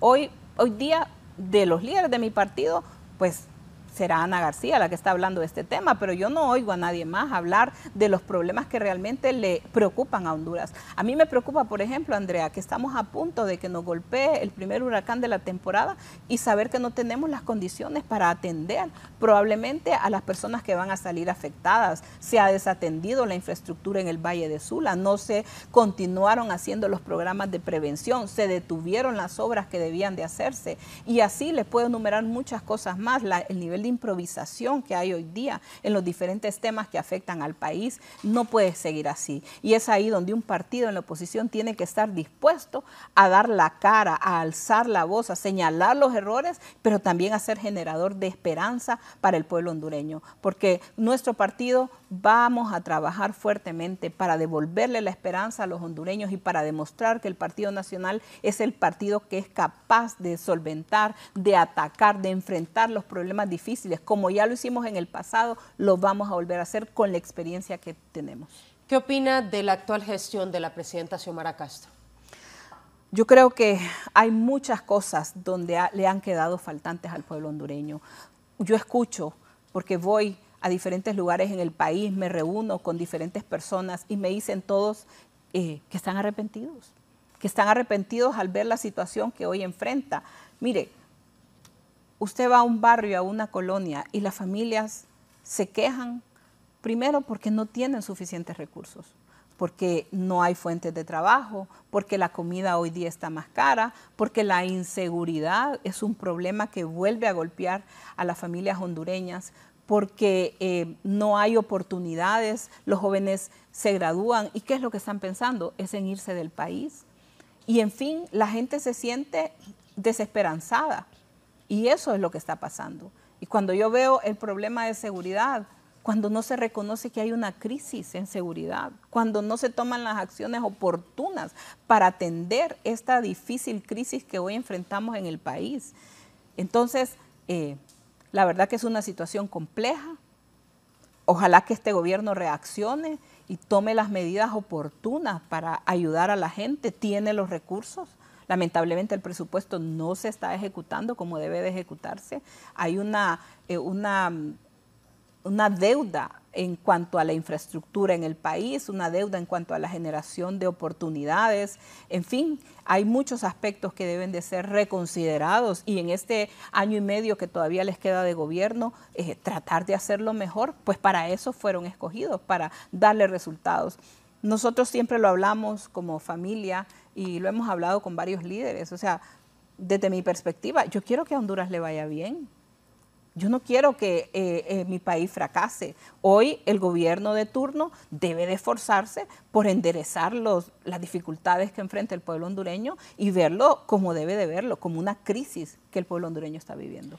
Como política, ¿qué opina también del tema de la reelección y de estas leyes que en algún momento pues se adaptaron cuando se dio la reelección, por ejemplo, de su esposo, y a futuro, ¿qué cree que debería pasar con el tema de la reelección?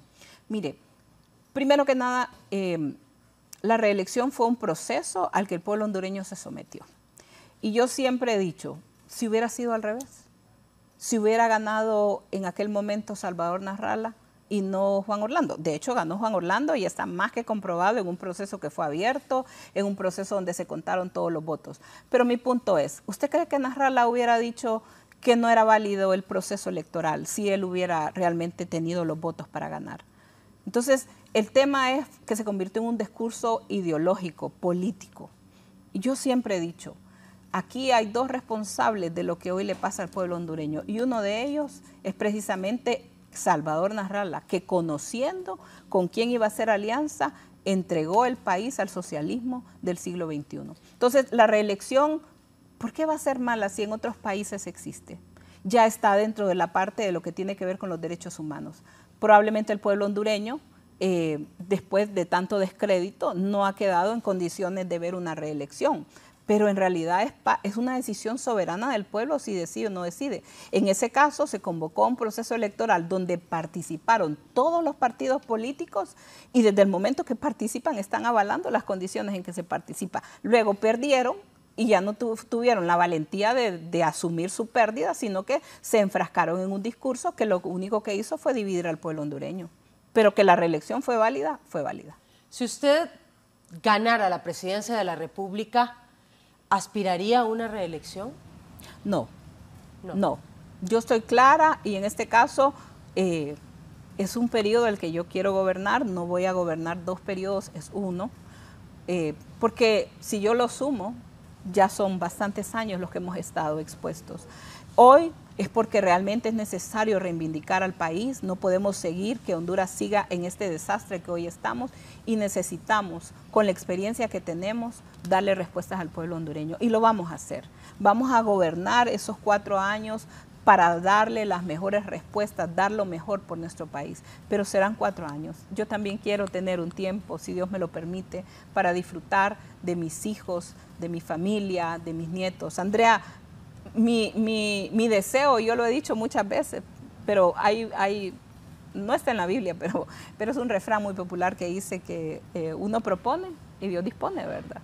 Eso dice el refrán. Y la verdad es que sí, uno hace sus planes y mis planes era estar, después de que salimos de casa presidencial en el 2022, tener una vida privada, retirada del ojo público, estar con nuestra familia, y ha sucedido todo lo contrario. Entonces uno debe entender que los planes de Dios son diferentes. Hoy nos ha puesto en este camino, vamos a trabajar para ganar las próximas elecciones y para gobernar Honduras y dejar un legado de desarrollo, de bienestar, de paz para nuestra nación. Bien, voy a hacer una pausa comercial, la última de este programa, pero regresamos en breve con más del Foro La Entrevista. Estamos de regreso a través de Canal 11 en el Foro La Entrevista este lunes 1 de julio del año 2024. Estamos en vivo con la abogada Ana García Carías de Hernández. Abogada, nos mencionaba en el segmento pasado que la apelación se dará a través del abogado Renato Estabil en primera representación. ¿Por qué no hacerlo con Raymond Colón? Y en respecto también a la opinión del exmandatario Juan Orlando Hernández respecto a la defensa de Raymond Colón, él dijo que fue ineficiente. ¿Por qué toman la decisión entonces de permanecer con Renato Estabil? Bueno, cuando en el mes de enero, el 18 de enero exactamente, había una audiencia, mi esposo en medio de la audiencia se levantó y le pidió al juez que le pudiera conceder la palabra y le explicó al juez que tenía dos situaciones muy importantes. Número uno, Andrea, era que Raymond Colón, que había sido el abogado que nosotros escogimos desde el primer día, había estado ausente, no lo había estado yendo a visitar en los últimos 6 meses, debido a que él estaba enfermo, y eso le impedía asumir de lleno la defensa de Juan Orlando, y que no había podido hacer varias acciones que Juan Orlando le había pedido, como por ejemplo hacer algunas citaciones a exfuncionarios, presentar algunas respuestas y varios temas más. Y que por su enfermedad y por la enfermedad de la mamá, Juan Orlando quería que el juez le nombrara un nuevo abogado y que Raymond Colón ya no siguiera al frente de la defensa, porque había una ruptura de la confianza, si lo podemos decir así. El mismo Raymond Colón en esa audiencia dijo que era cierto, que él estaba enfermo, le presentó al juez toda la información de su enfermedad y al mismo tiempo de la enfermedad de su madre, y que él también decía que él ya no iba a continuar. Sin embargo, el juez Castel no le permitió retirarse del caso y lo forzó prácticamente a Juan Orlando a continuar con Raymond y a Raymond a continuar en el caso. A los 2 o 3 días, el juez volvió a convocar a una audiencia porque la misma fiscalía le hizo ver al juez que tenía que darle una salida a este tema, y fue ahí donde se nombró al abogado Renato Estabil, y el abogado Estabil desde el primer día que lo nombran, a él lo nombran un martes, y yo recuerdo hablar con él el día miércoles. Al día siguiente me dice, voy a pedirle más tiempo al juez. Le hizo 3 veces la petición y el juez se la negó. Entonces, a pesar de que tuvo poco tiempo para prepararse, lo hemos visto que de una manera diligente él ha podido enfrentar los siguientes temas que han venido sucediendo. Pero yo quiero referirme a otro tema que dijo Juan Orlando ahí, Andrea. Ese día en esa audiencia donde él mencionó que se había dado cuenta de unas amenazas en contra de nuestra familia, y nuevamente lo volvió a decir en esta carta que él presentó recientemente, donde dice: le digo al mundo que a la fecha ni las agencias de Estados Unidos ni las hondureñas me han informado o a mi familia sobre el resultado de la investigación referente al acuerdo de asesinato a mi familia y a mí, entre una organización criminal y altas figuras políticas de Honduras. Este reporte está registrado por el FBI, quienes aseguran haber puesto en conocimiento a sus contrapartes hondureñas. Además, si Estados Unidos me trajo a ser juzgado aquí, ellos son responsables de mi seguridad. Y eso es algo que como familia nos preocupa, pues no tener noticias de lo que está pasando, qué es lo que hay ahí, por qué el FBI reportó estas amenazas, por qué se menciona una organización criminal y altas figuras políticas de Honduras. ¿Quiénes les amenazaron, abogada? Pues no tengo la información, porque como esa información toda está bajo secretividad, lo único que Juan Orlando ha dicho, lo dijo en esta carta y lo dijo en la audiencia del 18, que había una organización criminal que había estado involucrada también en el asesinato del hijo de un expresidente, y ahora lo vuelve a decir y vuelve a hablar ahora de que el FBI tenía conocimiento que entre esa organización y altas, quiero citar textualmente, y altas figuras políticas de Honduras. Yo creo que es importante poder aclarar esto, tener una respuesta de parte de las autoridades hondureñas, al igual que de las autoridades de Estados Unidos, porque como lo dice Juan Orlando, ellos también son responsables de la seguridad porque fueron ellos quienes pidieron que mi esposo fuera llevado a ser juzgado allá. Es una denuncia grave el hecho de que se refieran a altas figuras políticas de Honduras amenazando o atentando contra la vida de ustedes. ¿Usted de manera personal, directa, ha recibido algún tipo de amenazas contra su vida o alguien de su familia? Se me han notificado por lo menos en 2 o 3 oportunidades. De hecho, mis hijos lo denunciaron ante el mismo juez Castel, que habían sido objeto de amenazas a muerte. Y sí se me ha notificado, hemos puesto las denuncias tanto en el CONADE en su momento como ante las autoridades y otros organismos de derechos humanos de nuestra preocupación por estas amenazas. Y sí se me han notificado y sí han sido puestas en conocimiento por las autoridades. Pero no de forma directa. Sí llegaron a mi casa 1 o 2 veces las autoridades a explicarme que habían tenido algún tipo de información sobre este tipo de amenazas.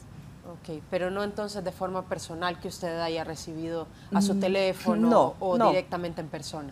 No directamente a mi persona, pero sí somos muy cuidadosos, Andrea, y hubieron momentos en que tuvimos que prácticamente estar en nuestra casa sin poder salir. Nuestras vidas pues son bastante complejas en ese sentido, pero tomamos la decisión de que el temor no nos iba a paralizar y un día lo denunciamos junto con mis hijas, la situación de estas amenazas después de que Juan Orlando lo había dicho. Hoy día pues contamos con el apoyo en el tema de seguridad, no estoy diciendo que no lo hemos tenido, pero sí es importante para seguridad de nuestra familia y para tener pues tranquilidad en el sentido de que esa que Juan Orlando particularmente denunció hayan sido debidamente investigadas por las autoridades hondureñas y que se nos dé una respuesta de a qué se refiere ese reporte del FBI, que entendemos también ha sido puesto en conocimiento del país. Retomando, abogada, el tema de la campaña política, ¿cómo va a ser financiada si los bienes los tiene en posesión la OAVI actualmente? Bueno, una cosa es la campaña política y otra cosa son los bienes de la familia. Sí. En cuanto a la campaña política, yo he sido muy clara desde el primer día que todo está enmarcado dentro de la ley de política limpia. De hecho, ya fuimos convocados a la unidad de política limpia, los diferentes precandidatos, para poder hablar sobre los esquemas de financiamiento de las campañas, para poder tomar todas las medidas de transparencia. Nosotros dentro del movimiento de Avanza tenemos ya integrado un equipo que nos está apoyando para llevar todo un detalle y un registro. Andrea, hasta el momento nuestras actividades han sido pocas relativamente, han sido más basadas en un trabajo de voluntariado donde tenemos el apoyo y nos han invitado diferentes líderes a diferentes reuniones, pero si usted se fija, mis actividades pues son más a nivel de reuniones pequeñas con base, a nivel de visitas a barrios, colonias, a municipios, donde hemos conversado con la gente, muchos llegan a mi casa a reunirse conmigo ahí y así hemos ido conformando este movimiento. Una vez que ya entremos a lo que es la parte proselitista, pues todo está ya listo en el equipo para poder llevar las cuentas claras, porque estoy muy clara y ese es un compromiso personal mío desde el primer día que lo asumimos este reto de buscar la presidencia de la República, de hacerlo de la manera más transparente y cumpliendo cada una de las disposiciones que emanen de la Unidad de Política Limpia y que nos garantice que esta campaña es completamente transparente. ¿Cómo se financiaría los gastos de campaña proselitista y también si será siempre también a través de voluntariados, etcétera, y otras donaciones que también se hacen a campañas políticas, y si ya tiene quizá algunos nombres de algunos donantes que aportarían a su campaña? Bueno, hay todo un esquema de financiamiento dentro del marco de la ley. Por ejemplo, hay donaciones que pueden ser a través del voluntariado, a través de especies, como se llaman, ¿verdad? Si de repente un tiempo de publicidad, un tiempo de financiar una actividad, etcétera, etcétera. Y obviamente también a través de las aportaciones económicas a la campaña, de las cuales se llevará un registro una vez que se cumpla ya con los diferentes requisitos que impone la ley. Una de ellas es la apertura de las cuentas en las instituciones bancarias para poder registrar cada una de las donaciones. Esta ley que se emitió es bastante clara en los procesos que deben de llenarse, y nosotros como campaña tenemos, como se lo decía antes, un equipo que está dispuesto primero para capacitar a todos los candidatos, porque la obligación no solamente es de la candidata, en este caso de mi persona, sino que también de los candidatos a diputados y alcaldes, que todos vamos a estar en la misma sintonía, reportando y dando cuenta de la transparencia de los ingresos con los que se van a financiar las campañas. Vamos a hacer diferentes actividades también, como se hace en todas las campañas, por ejemplo, actividades de recaudación de fondos como cenas, actividades de rifas, en fin, eso es parte de la dinámica con la que vamos a financiar. Pero sobre todo, lo he dicho yo a mis equipos, esta campaña va a ser sumamente austera, porque hoy el pueblo hondureño no está para ver campañas que hagan grandes derroches, sino que nuestra campaña está enfocada en la cercanía, en poder hablar con las bases de mi partido. Vamos a tener diferentes actividades donde vamos a estar de cerca, recorriendo el país en cada municipio y departamento que podamos visitar, siempre escuchando a las bases de nuestro partido, visitándoles, caminando por barrios y colonias, porque si no, ¿cómo me voy a dar cuenta de la situación del país si no es yendo a territorio y conociendo de cerca la realidad de Honduras? ¿Utilizarán la plataforma de GoFundMe para quizá buscar fondos para la campaña también a través de esta vía? Fíjese que hay prohibiciones dentro de la ley, y una de ellas es el de recibir fondos del extranjero. Y como usted sabe, esta plataforma está ubicada fuera del país, entonces no puede utilizarse. No lo permite. No se puede. Ok, abogada, un mensaje ya quizá para ir finalizando esta entrevista para la gente que nos ve respecto a las dos situaciones, el proceso de el recurso que va a ser interpuesto por parte de la defensa de su esposo, y también en cuanto a la campaña política. Bueno, pues gracias a todos los hondureños que nos han demostrado su solidaridad, su cariño por esta difícil situación que hemos atravesado como familia. Gracias por sus oraciones, porque sé que hay, bueno, innumerables personas que están con nosotros y que cada día nos animan y nos alientan, porque sabemos que la justicia de Dios va a prevalecer y que Juan Orlando pronto volverá a casa.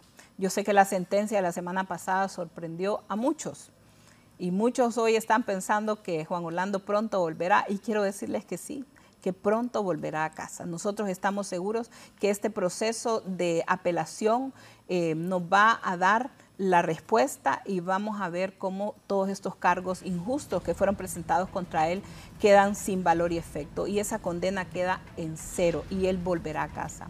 Al mismo tiempo, darle gracias a cada uno de los nacionalistas, líderes y lideresas de base de mi partido, hombres leales, comprometidos, hombres y mujeres comprometidos, agradecidos, que tienen una visión clara de lo que el país necesita y que hoy están ayudándonos, apoyándonos en el movimiento Avanza para que podamos ganar las próximas elecciones en el mes de marzo, las elecciones primarias y posteriormente las elecciones generales en el mes de noviembre. Decirle a todo el pueblo nacionalista que vamos de frente, que vamos hasta el final, que vamos a seguir alzando la voz por nuestro país, por nuestro partido también, porque como partido de oposición vamos a continuar señalando los errores que se están cometiendo hoy día en temas como la inseguridad, en temas como el alto costo de la vida, la afectación que han sufrido las familias hondureñas, que tenemos la experiencia para hacerlo, que tenemos el compromiso y la voluntad, la determinación. Que no se equivoquen, nosotros sabemos lo que hay que hacer y lo vamos a hacer con contundencia, con determinación